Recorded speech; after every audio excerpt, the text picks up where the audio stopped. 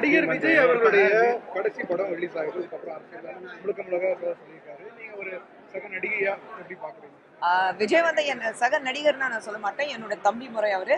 நான் தம்பி தான் சொல்லுவேன். அவரை நான் தீதி தான் கூப்பிடுவாரு. ஆரம்பிச்சிருக்காரு. ஒரு கடைசி படம் சொன்னதுல கொஞ்சம் வருத்தம் தான். ஏன்னா அவருடைய பெரிய ரசிகை நான். அவருடைய டான்ஸ் இருக்கட்டும், அவருடைய ஒரு ஆக்ஷன் படங்கள் இருக்கட்டும், எனக்கு ரொம்ப பிடிக்கும். ஸோ ஒரு தம்பி வந்து கடைசி படம் சொன்னோன்னே கொஞ்சம் ஷாக்கிங் தான் இருந்தது எனக்கு. ஒரு புது பயணத்தை அவர் ஆரம்பிச்சிருக்காரு. அதுக்கு அவருக்கு வாழ்த்துக்கள். யாராவது ஒருத்தர் கேள்வி கேட்கணும். ஐயோ, பயணத்துல பல முன்னாள் அமைச்சர்கள் எல்லாம் இணைஞ்சிருக்காங்க. மூத்தவர்கள் எல்லாரும் அவர் தலைமை ஏற்று போயிட்டு இருக்காங்க. இதை எப்படி பாக்குறீங்க? இந்த கருத்து கணிப்புல கூட முதல் வேட்பாளருக்கு 2வது இடத்துல அவர் வந்திருக்காரு. வரட்டும். கருத்து கணிப்பு லாயலா மட்டும் தானே விட்டுருக்காங்க. வேற யாருமே இது வரைக்கும் விடலையே. இதே மாதிரி ஒரு கருத்து கணிப்பு பீகார்ல இருந்தது. பாஜக அவருக்கு வராது, நிதிஷ் ஐயா அவர்கள் திரும்பி வரமாட்டாரு.